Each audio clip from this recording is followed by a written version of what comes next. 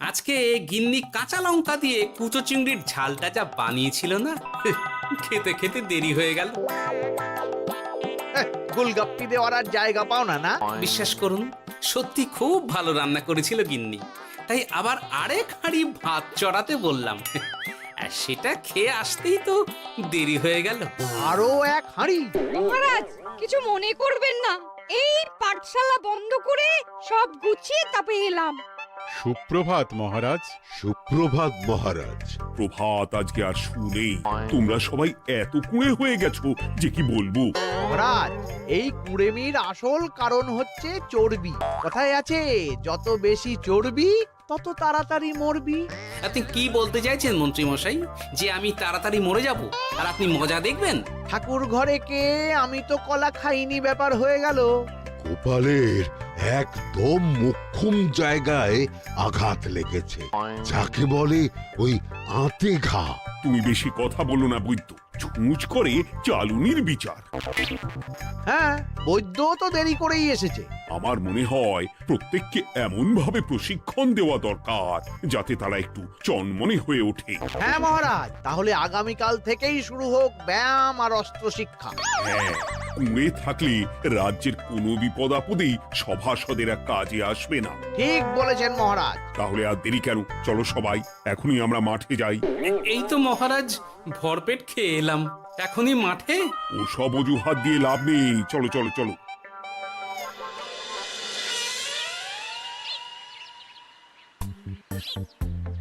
এবার সবাই সারিবদ্ধভাবে দাঁড়িয়ে পড়ো। এ কি, গোপাল কোথায়? মহারাজ, গোপাল আপনার পিছনে দাঁড়িয়ে আছে, চুপি চুপি। এই গোপাল, যাও যাও, মাঠের মাঝখানে গিয়ে দাঁড়াও। এই চাঁদি ফাটা রোদে কেন মহারাজ সুস্থ শরীরকে ব্যস্ত করছেন?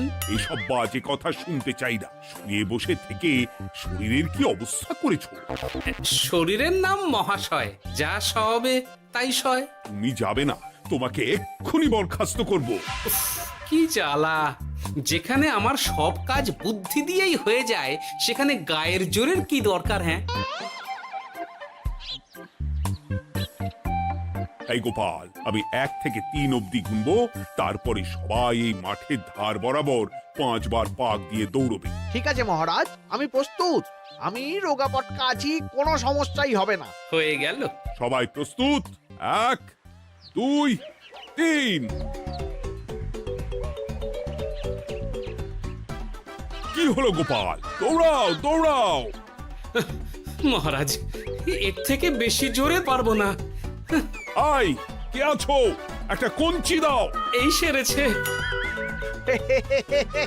বেশ হয়েছে, বেশ হয়েছে। ব্যাটার এবার চর্বি কমবে।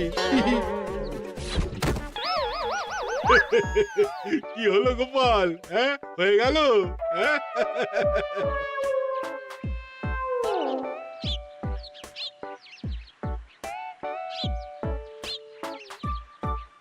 এই উল্টে উঠি, আমাদের দাদু উল্টে গেছে। হ্যাঁ, তাই তো দেখছি। চল চল গিয়ে দেখি। উফ, চেহারার কি অবস্থা বানিয়েছো গোপাল? হ্যাঁ, এতটুকু দৌড়তে গেলেই চিটপটাং। তাড়িয়ে দিন মহারাজ, এরকম বেঢপ চেহারা সভাসদকে আমাদের দরকার নেই। না না, তা বললে হবে নাকি গোপাল? তুমি এক্ষুনি বাড়ি চলে যাও, কালকে আবার মাঠেই দেখা হবে। এই দাদু, বাড়ি চলো। ওরে বাবারে!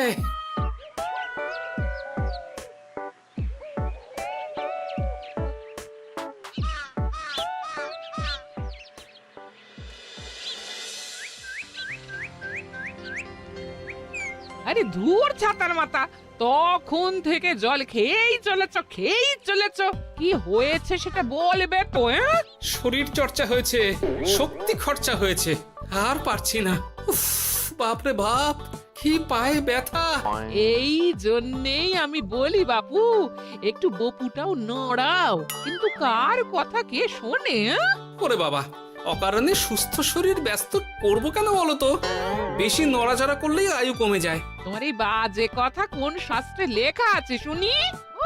শাস্ত্রে কেন যাব, বাস্তবে জলজ্যান্ত উদাহরণ আছে। আমি মানতে পারছি না। হুম, মানতে পারছি না বললে তো হবে না, তোমাকে মানতেই হবে। বেশ, প্রমাণ করো। আমি যদি তোমাকে প্রমাণ করে দিতে পারি, তাহলে আজ থেকে বাড়ির বাজার দোকান করার দায়িত্বটাও তোমাকেই নিতে হবে। দিদা তুমি তো ফেঁসে যাবে, দাদুর সঙ্গে বাজি লড়বে না। এই বাদ দে তো, তোর দাদু আগে প্রমাণ করুক যে বেশি নড়াচড়া করলে বয়স কমে। হ্যাঁ তাহলে বাজি? হ্যাঁ বাজি। আচ্ছা ঠিক আছে, বেশ। তুমি তুমি একটা পশুর নাম বলো তো, যারা খুব তাড়াতাড়ি দৌড়য়। ঘোড়া, হরিণ, চিতাবাঘ আরো আছে। আচ্ছা, এবার সবচেয়ে আস্তে আস্তে কোন পশু চলে, এরকম একটা পশুর উদাহরণ দাও। কেন কচ্ছপ? এই তো পেয়ে গেছে উত্তর। এবার তুমি বলো তো, কচ্ছপ কত বছর বাঁচে, আর ঘোড়া, হরিণ, চিতাবাঘ এরা কত বছর বাঁচে? চিতাবাঘ, ঘোড়া কেউই 30 বছরের বেশি বাঁচে না, কিন্তু কচ্ছপ 300 বছরও বেঁচে থাকে। হেরেছে, হেরেছে, আমার বউ হেরেছে। উফ, জীবনের কত বড় চাপ নেমে গেল। হ্যাঁ, এই তুমি আমাকে এভাবে হারালে। তখনই বললাম দাদুর সঙ্গে বাজি লড়তে যেও না। নাও এবার খেলা সামলাও।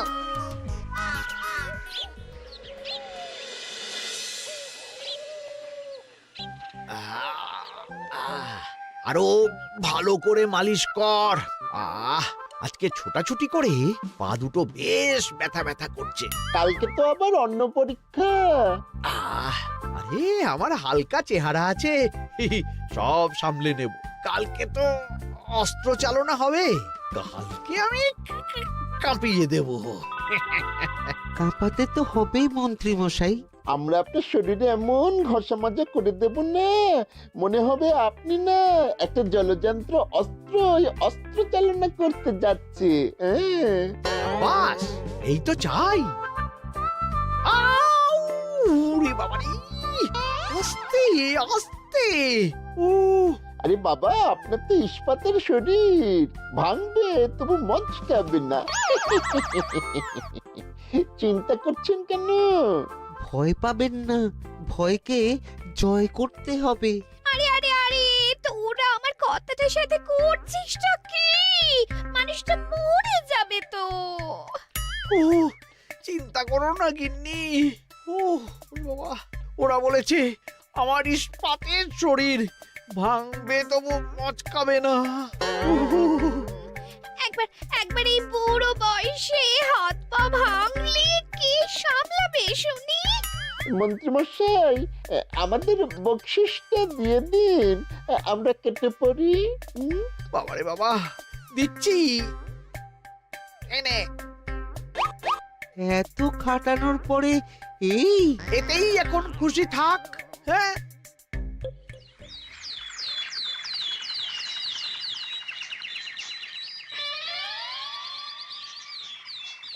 এবার তোমাদের সকলকে অস্ত্র শিক্ষা দেওয়া হবে। উফ, রোজ রোজ কি জ্বালাতনে পড়েছি, বাপরে বাপ। বাবা মা কাউকে ডাকার দরকার নেই, ভালো না লাগলে রাজসভা চাকরি ছেড়ে চলে যাও। মহারাজ, এটা তো উচিত নয়। যে যেটাই পারদর্শী তাকে সেটাই করতে দিন না। একটা বাঁদরকে যদি আপনি বলেন শিকার করে মাংস খেয়ে দেখা, সে কি পারবে মহারাজ? মহারাজ, গোপাল একটু বেশি কথা বলছে, ওকে আপনি বের করে দিন। আমি তোমার কথায় গলবো না গোপাল, তোমাদের সবাইকে এখন অস্ত্র শিক্ষা শিখতেই হবে। কর্তার ইচ্ছায় কর্ম, এখন তো আমার আর কিছুই বলার নেই। তাহলে আর দেরি কেন, তোমরা সবাই একটা করে ঢাল আর একটা করে তলোয়ার তুলে নাও। সেনাপতি, বলুন মহারাজ। তুমি সকলকে অস্ত্র শিক্ষা দেবে, তলোয়ার চালানো শেখাবে। এক এক করে প্রত্যেকে তোমার কাছে যাবে আর এক এক করে তুমি সবাইকে তলোয়ার চালানো শেখাবে। আচ্ছা মহারাজ, তাহলে ওই সবার প্রথমে চলে আসুন মন্ত্রী মশাই। হ্যাঁ, আমি প্রস্তুত। আমার শরীর ইস্পাতের মতো, ভাঙবো তবু মচকাবো না।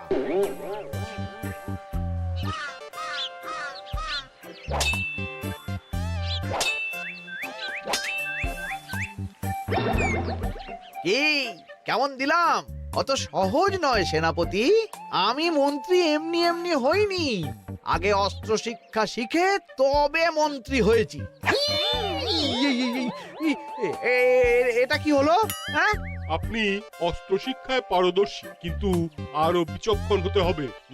কারণ আজকে এই পাগড়ির জায়গায় আমি যদি তলোয়ার আপনার গলার দিকে চালাতাম, তাহলে কিন্তু আপনার এই ভবলীলা এখানেই সাঙ্গ হয়ে যেত। ঠিক আছে, মনে রাখবো। এবার বাকিদের তো ডাকো। হ্যাঁ, এরপরে তলোয়ার চালানো শিখতে আসবে গোপাল। গোপাল দাদু, গোপাল দাদু। বাবা বাবা বাবা, গোপাল তুমি আবার দলবল নিয়ে এসেছো। দেখি তোমার কত দম। গোপাল, তুমি প্রস্তুত হও। হ্যাঁ হ্যাঁ, আমি প্রস্তুত। ওরে বাবারে, এ তো ভয়ানক চাপের কাজ। আমাকে বেশ বেগ পেতে হচ্ছে। সামলাও গোপাল।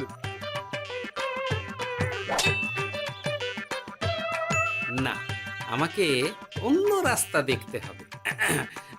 সেনাপতি, মহারাজের দিব্যি, তুমি আমার দিকে তলোয়ার ঢাল বাড়াবে না। এই এটা কি হলো? সত্যি তো, এটা কি হলো?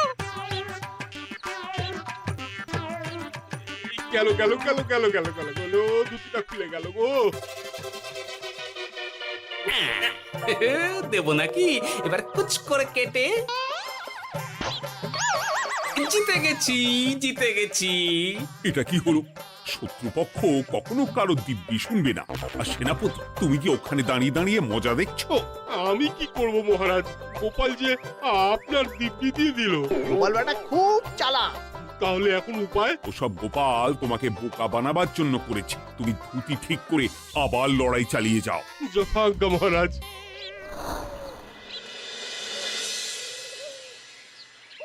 কিরে ন্যাপলা, তোদের দিদা আমার জন্য কি রান্না করে পাঠিয়েছে রে? এই তো ভাত, আলু সেদ্ধ, এই পুঁই শাকের ঝোল আর রুই মাছের ঝাল। আর তোদের যে তোষক, বিছানার চাদর আনতে বলেছিলাম, এনেছিস তো? ওই তো দাদু, কুটির গুলটে আর বাকিরা সবাই ধরাধরি করে নিয়ে আসছে। ব্যাস, তাহলে তার কোনো চিন্তা নেই। খেয়ে একটা জব্বর ঘুম দেব, কারণ এখানে যা রঙ্গ দেখছি তাতে বিকেল হয়ে যাবে। তলোয়ার শিক্ষা আজকের মতন এইটুকুই থাক। এবার শুরু হবে বল্লম শিক্ষা। সবাই আবার আগের মতন সারিবদ্ধভাবে দাঁড়িয়ে পড়ো। আহ, তোদের দিদা পুঁই শাকটা কিন্তু বেশ জব্বর বানিয়েছে। তোদের দিদার হাতের রান্নার কোনো তুলনাই নেই। আহা, কি স্বাদ! এ কি, গোপাল আবার কোথায় গেল? এই তো মহারাজ, আমি এখানে ওই পুঁইয়ের ঝোল আর রুইয়ের ছাল দিয়ে ভাত খাচ্ছি। এসব কি মাঠের মধ্যে খাওয়া? আরে শরীরটাকে তো রাখতে হবে। তাড়াতাড়ি খেয়ে এইদিকে এসো। আসছি আসছি আসছি। এবার আমি তোমাদের দেখাবো কিভাবে বল্লম নিয়ে তেড়ে যেতে হয়। দেখান মহারাজ।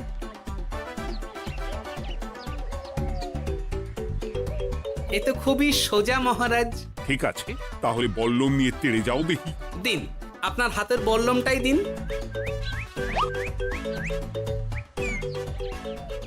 আরে আরে, গোপাল তো মাঠ থেকেই চলে গেল। আমি ডেকে আনছি মহারাজ। আরে আরে, ও গোপাল, গোপাল, মহারাজ ডাকছেন। থামো থামো। মহারাজ বলেছেন বল্লম নিয়ে তেড়ে যেতে। তেড়ে গিয়ে আবার ফিরে আসতে তো উনি বলেননি। আরে, এ তো মহা মুশকিল। উনি এক্ষুনি তোমাকে মাঠে ফিরতে বললেন। সেটা আপনাকে বলতে পারে সেনাপতি, আমাকে তো বলেনি। আমি চললাম।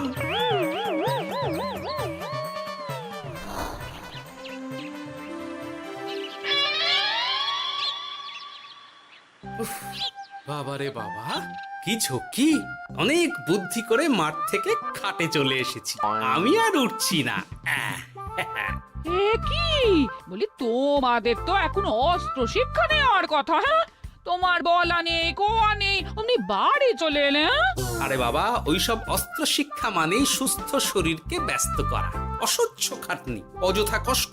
কষ্ট করলে তবেই কেষ্ট পাওয়া যায়। হ্যাঁ, তোমায় আমি আগেও বুঝিয়েছি, যেখানে বুদ্ধি কথা বলে সেখানে দেহের শক্তি নীরব দর্শক গিন্নি। আরে বাবা, সে না হয় বুঝলাম, কিন্তু মহারাজ তো ভালোর জন্য সবাইকে অস্ত্র শিক্ষা দেওয়ার চেষ্টা করছে না? আরে বাবা, যার যা কাজ তাকে সেটা করালেই পারে। মহারাজ তো সেটা বুঝতেই চাইছেন না।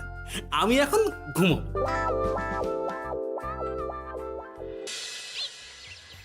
দরজা খোলো গোপাল, দরজা খোলো। গোপাল, গোপাল দরজা খোলো বলছি। ব্যাস হয়ে গেল। একটু শান্তিতে ঘুমাবো তার জো নেই। দরজা খোলো গোপাল। বলুন মহারাজ। তুমি কি পেয়েছোটা কি গোপাল? রাজসভায় দেরি করে আসবে, তারপর অস্ত্র শিক্ষার সময় ফাঁকিবাজি দেবে, এভাবে তো আর তোমাকে মনে হচ্ছে রাজসভায় রাখা যাবে না।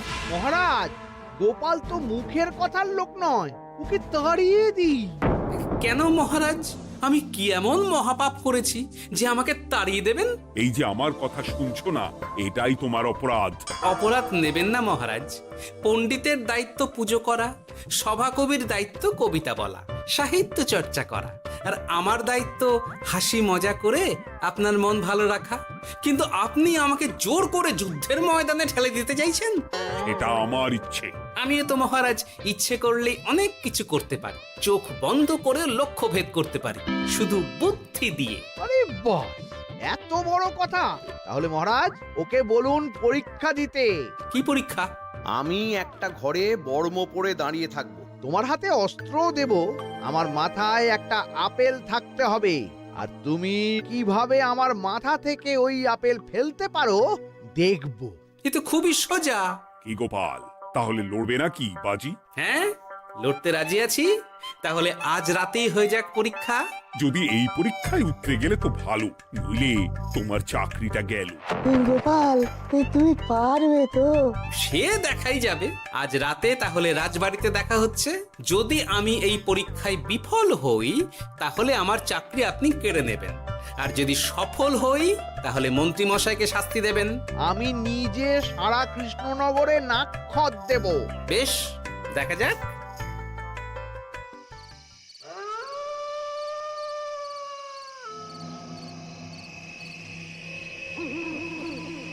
কি মন্ত্রীমশাই, ব্যবস্থা সব ঠিকঠাক হয়েছে তো?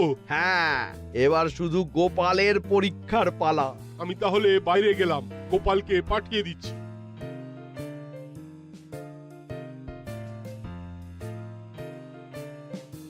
এবার যাও গোপাল, ঘরের ভিতরে যাও, দেখি তুমি কি করে মন্ত্রীর মাথা থেকে আপেল ফেলতে পারো।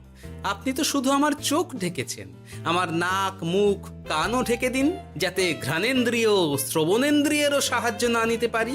বেশ, তাহলে তাই হোক। আয়, কে আছো? গোপালের মুখ নাক আর কান ঢাকো। যথা আজ্ঞা মহারাজ। একটু একটু মোটা কাপড় দিয়ে নাক মুখ ঢাকো, হ্যাঁ, যাতে সেভাবে আপেলের গন্ধ না পাই। বেশ বেশ।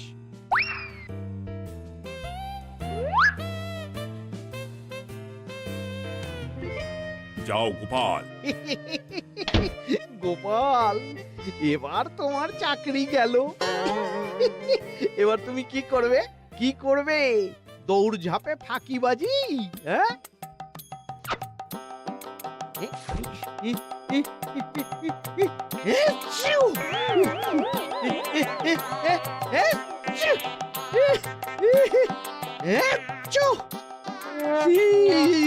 গেল গেল গেল গেল গেল, আপেল পড়ে গেল। আপেল পড়ে গেল? মহারাজ, এর মধ্যেই গোপাল আপেল ফেলে দিয়েছে। ঘরের ভেতরে চলো।